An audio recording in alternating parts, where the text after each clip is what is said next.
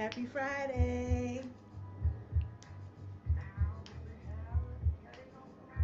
Hope your week was good. If it wasn't, we're going to change that today.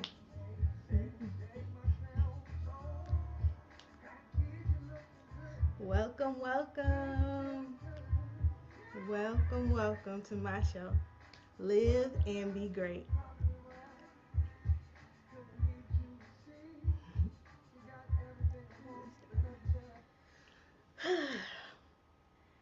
Hello. Thank you guys for joining me today on my preview broadcast of Live and Be Great. I'm excited. Um, Mondays and Fridays, I'll be right here, 3 p.m. Pacific Standard Time and 6 p.m. Eastern Standard Time. I thank you so much for tuning in today. Right now, what you're looking at is the new MTV sponsored broadcasting app, BidChat, if you don't know already. It allows you to actually chime in while you're watching a show and talk to the host. Very different, uh, original platform. Beautiful opportunity to chime in, give your opinion, give your insight. 20 cents a minute. And it's actually sponsored by charities. So if you bid in for 20 cents, that money will go to the sponsored charity of the week. This week it was the Cystic Fibrosis Foundation. Next week there will be another foundation spotlighted, so you guys can chime in and view all the shows. It's running kind of like a online broadcasting, like a cable network, but different because you get to interact with the host. Awesome platform. So today, what we have lined up, um, we're gonna learn how to honor your journey, whatever that may be, your specific plan, your specific life, your specific goals. They all have a journey. You have a journey. I have a journey. So, what we're going to do today is we're going to focus on honoring the journey before we can get to accomplishing our goals. That's what we need to do. Even though I have this great platform talking to you guys, and I dreamt and I wrote down and I made this a goal for me about a year ago, and it happened. But even though I'm here today, I didn't always have that type of drive, the type of positivity, the the thought capacity that I could dream this big and actually accomplish a goal so large. Right now, I'm going to play you a clip of what got me here, and we're going to come back and we're going to talk about the journey.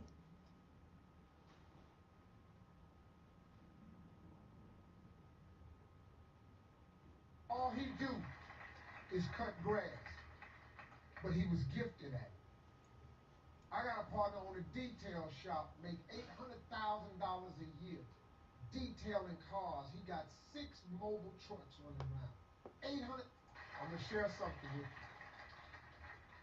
I'm gonna tell you something that every successful person has to do, including you. Believe it or not, every successful person in this world has jumped. I'm going to tell you what I mean by that. You are going to have to jump.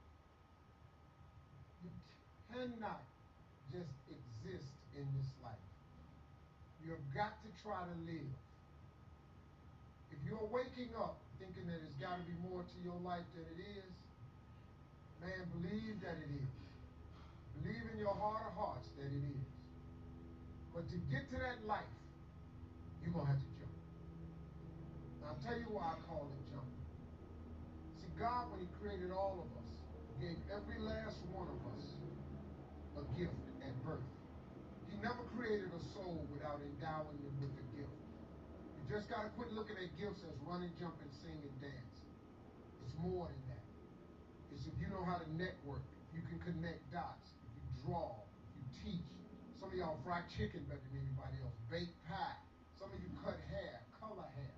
Some people do grass. I got a partner, man. Never wanted to go out with us because we stayed out too late. Come on, man, go out with me. No, I got to get up early tomorrow. I'm cutting Miss Johnson's grass. We kept laughing at this dude. Cutting grass. How much they pay you? He got a landscaping company in Cleveland worth $4 million. Because all he do is cut grass. But he was gifted at it. I got a partner on a D dollars a year detailing cars. He got 6 mobile trucks running around. $800,000 a year. All he do is detail cars. That's his gift. That's what he loves to do. You've got to identify that gift. Now listen to me.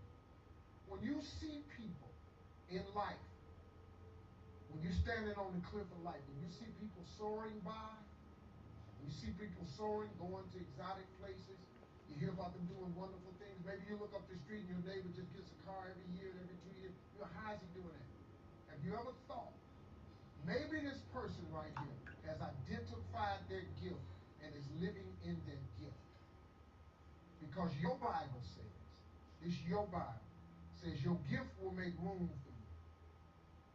Your gift, not your education. You go get an education, that's nice. But if you don't use your gift, that education only gonna take you so far.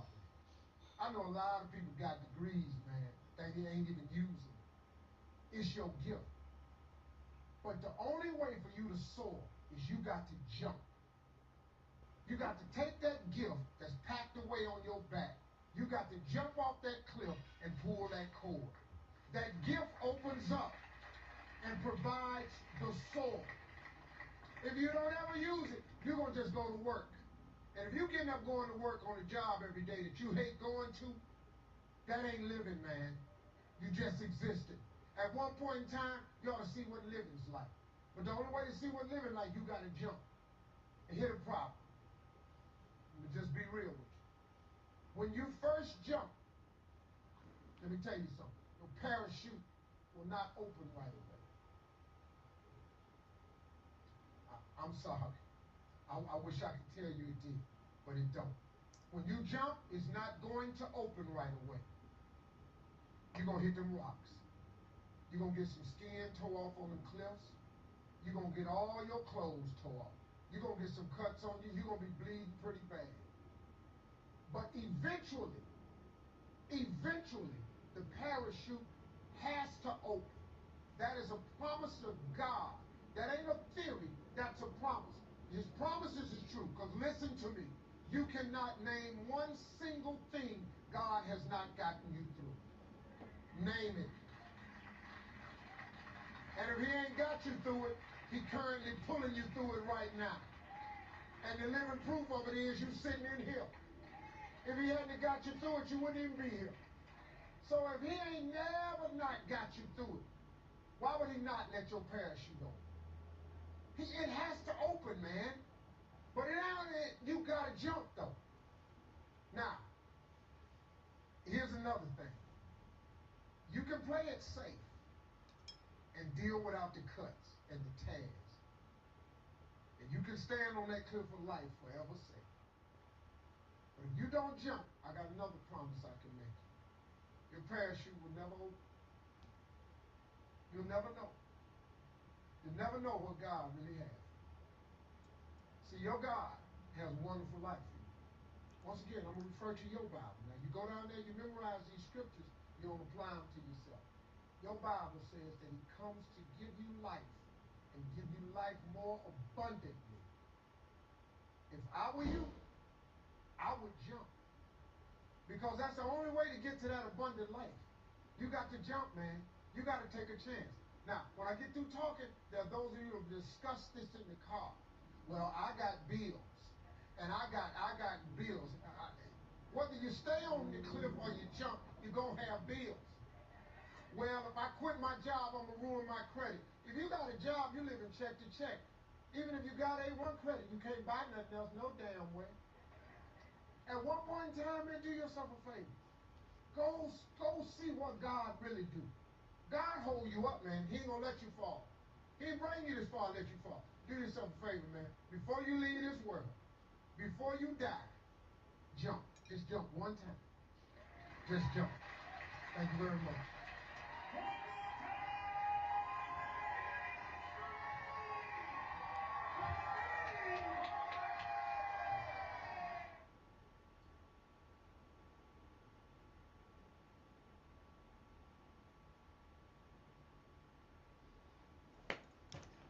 So I jumped and I'm here today. After quitting my 9 to 5 job, I jumped with barely any money in my bank account. I jumped, not knowing where I would live, not having a car to drive. I jumped. I'm here today, and I said earlier, I want us to focus on the journey. Because even though I have all those great things, have even more great things. Like now, almost every audition here in LA, I book stuff that was written down as goals, as affirmations. It happened. But my journey to get here, all that stuff sounds great. And guess what? Unique part about it is I'm still on this journey. And no, I haven't accomplished everything. But what I have, I appreciate my journey. So,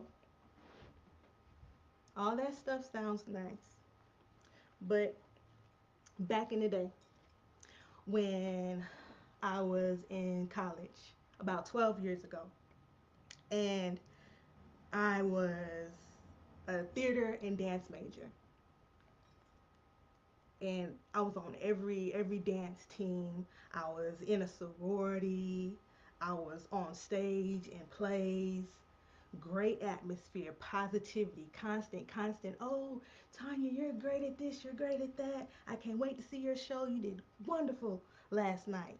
Up until graduation, same type of cheers, same type of positivity, and people that believed in me. But when I left, I didn't believe in myself. You see, I was I was constantly looking for things to join and things to do, for people to give me motivation, to see something in me that I didn't see in myself. That's the difference between obtaining your goals and sitting back and watching everybody obtain theirs. That's the difference. That's the key. How many of you out there got goals written down, but you got some excuse to hold you back? Some doubt. Can't do it because I have kids, or I can't do it because I don't have enough money. So many of us use those excuses to shape our mind into thinking that it's not possible. That just because you don't have what this person has, you can't make it. Too many of us focus on what's pretty about what this person has. They don't look at what it took for that person to get there. That's the powerful part. That's the part that we need to focus on. What about you? What about your journey? As for me, after I got out of school and I was still dancing. Any choreographer that called me, I grabbed my stuff, and after my job, I'll be at rehearsal, be super tired at work, unfulfilled at work. But I would use these different avenues thinking that yes, I'm fully in my passion and this is all I have to offer is to make somebody else's dream great, both in that 9 to 5 and in those performances that weren't my own. They belonged to somebody else's. So what I had to do, I had to go through some things, some hard times in order for me to wake up. Too many times to count. Um, one, about 2 years ago, I had just got my tax refund. Excited. First tax refund ever. Never worked a 9 to 5 before. 9 to 5 before. And I wanted to buy a tablet 2 years ago. So I went and I bought my tablet. And before I opened my door to go in the house, I'm in the car messing with the tablet because it's connected to the Wi-Fi now. And I'm all excited about the tablet and it's pink and it's nice and it's mine. I worked for it. So I get out of the car and I feel somebody come behind me, and whoever it is, it feels familiar. So when I turn around, I laugh. I'm like, huh, you scared me. I look down and there was a gun staring right at me. And he said, give it up. And when he said that, even though his face was covered and he had on a hoodie and I could only see his eyes, the familiarness of it, I realized that I knew this person. It happened to be my next door neighbor. He had a stutter. And I knew him since he was like 8 years old. He's always had that stutter. And when I got down on the ground, I fell to the ground. I handed him the tablet. And he was still standing over me. And I didn't know what he wanted. So I grabbed my purse and I gave it to him. Yeah, that's crazy. He ain't asked for the purse.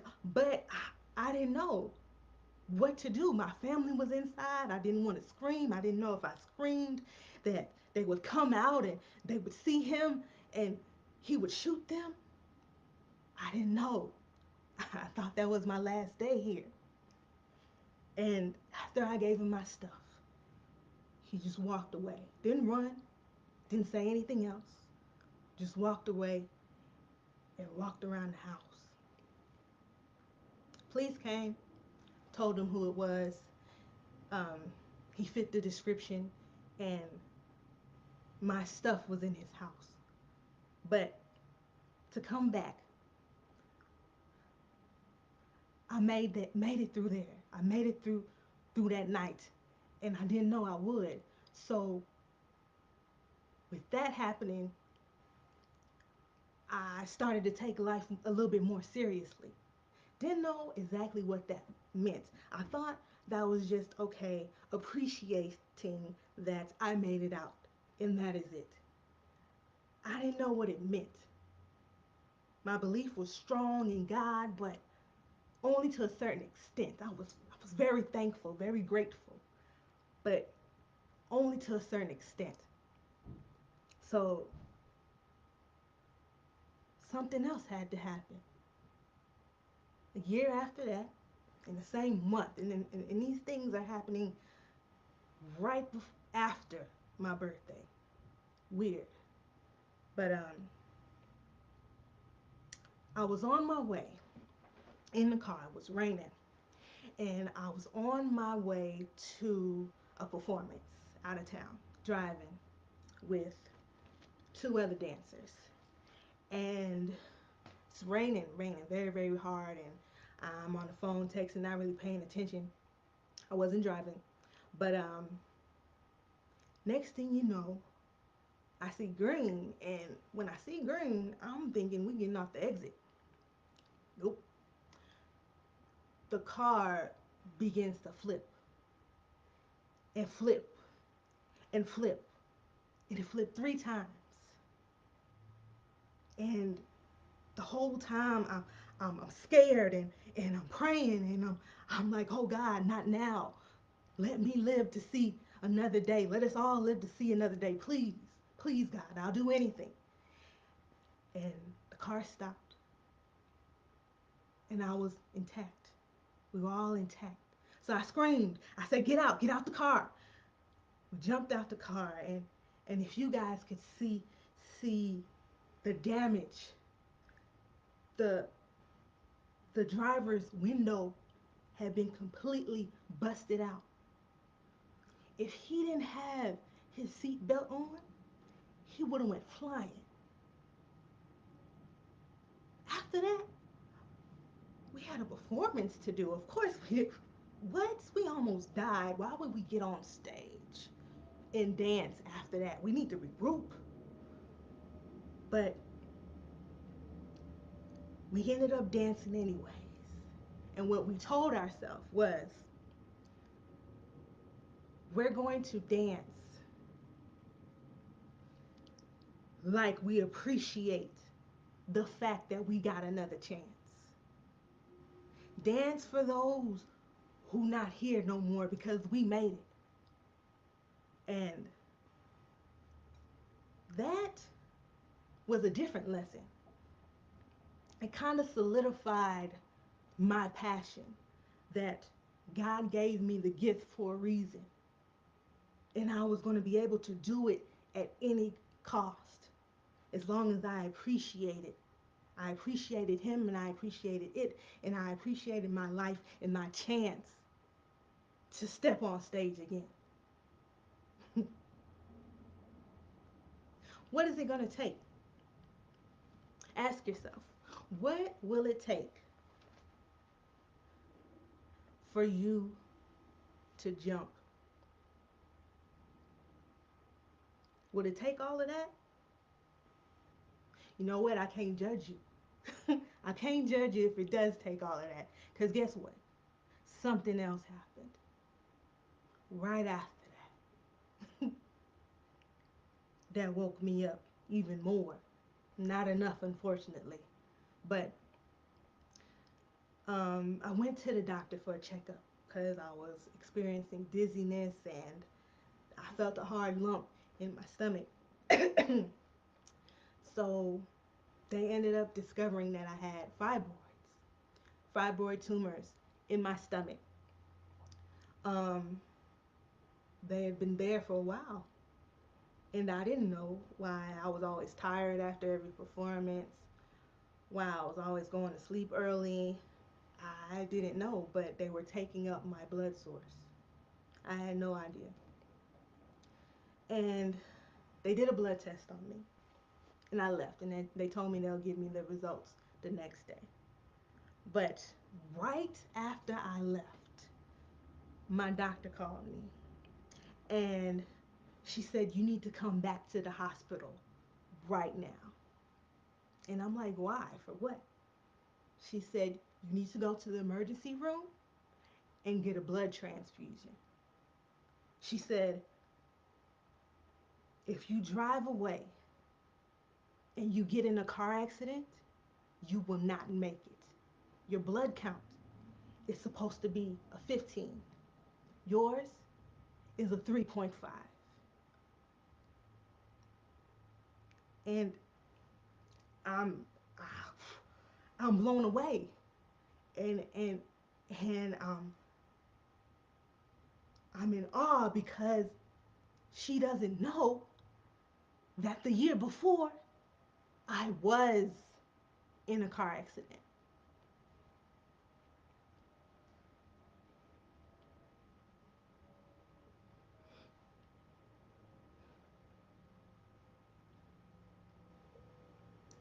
That was almost it for me. For real. God took another chance to show me again what I've been doing with my life and how he wanted me to go even further in the appreciation and the acceptance of the life he gave me, that I needed to do more with it because If she hadn't tested my blood, who knows what would have happened? If she didn't call me and tell me to rush back to the emergency room, who knows what could have happened? He gave me yet another chance that I did not deserve. So there's three for you. Three instances. Is that enough?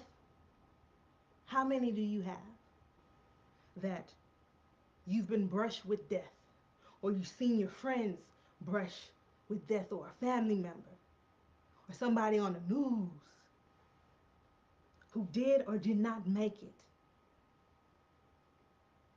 What did it do? What did it do to you?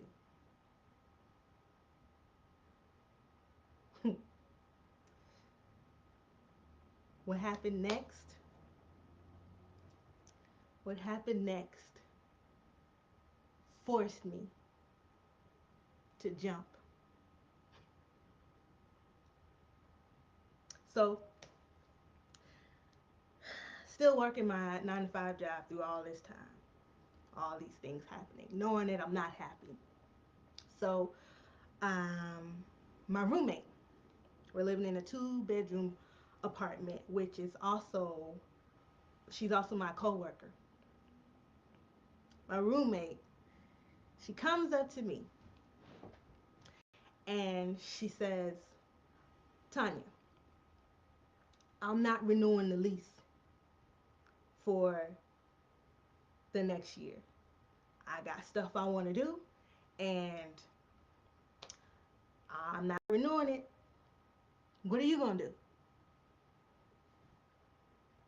And I'm looking like, shoot, what am I going to do? I don't know. So I sit in my living room and I think and I think and I think, huh, what to do, what to do. I don't want to move back home, but if I get another apartment here, I'm gonna have to stay at this 9 to 5, which I, no offense to IT, but it wasn't giving me what I needed.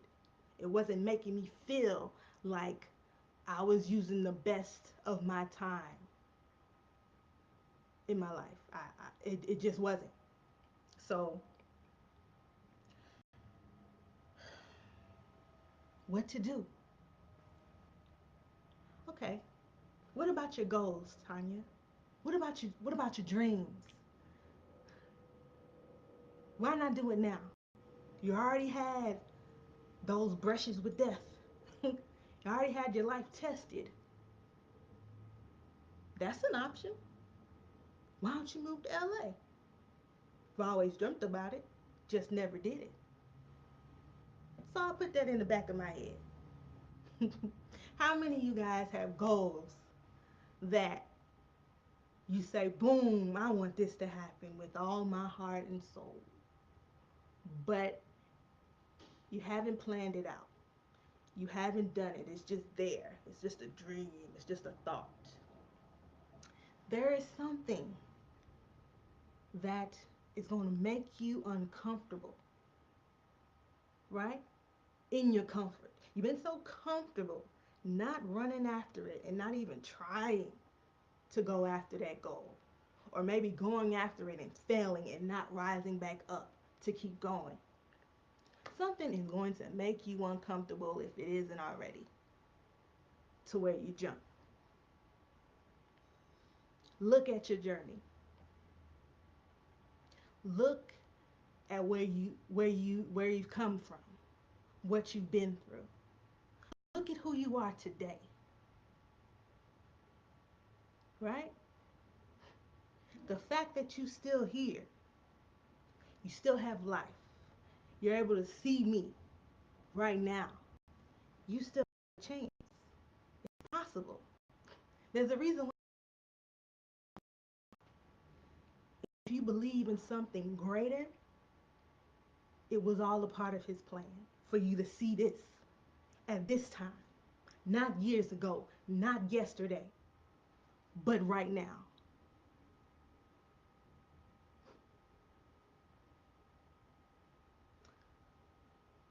after my roommate came to me and she told me this, and I was like, well, maybe I'll get an apartment. I get a 1 bedroom, or maybe I'll move to LA. I don't know.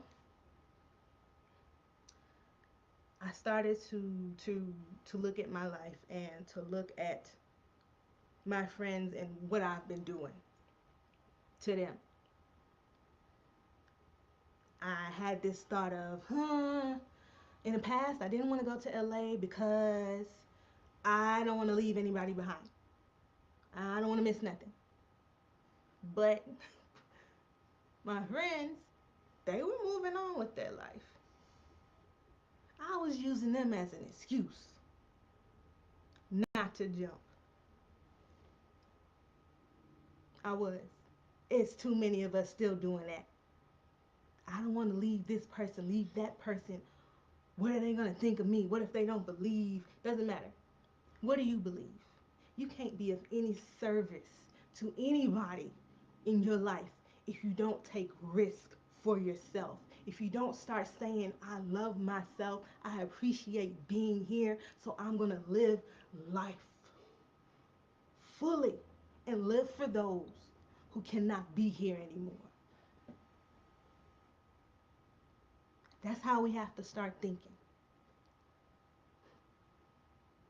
So, after that, I would look at apartments in LA. I was thinking maybe I could go to grad school. Just thoughts. Just envisioning how I would get there, but not fully ready to jump. So there was a cabin trip that it was a sorority reunion for my chapter, and I had this wonderful idea to maybe discuss my plans with my sorority sisters and see what they thought about it. I came up with this idea because I love dance and Beyonce, love Beyonce.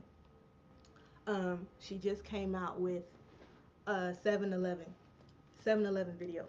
And I was like, that'll be cool if we redid the 7-Eleven video as a sorority. That'll be awesome.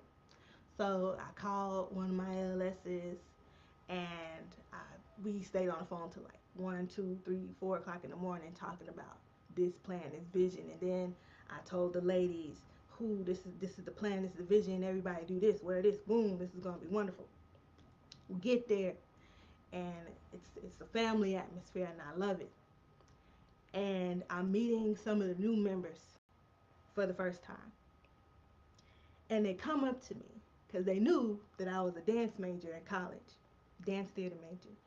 And they said, so, what are you doing now? And I said, I'm working 9 to 5, IT desk job. They're like, oh, okay, that's great.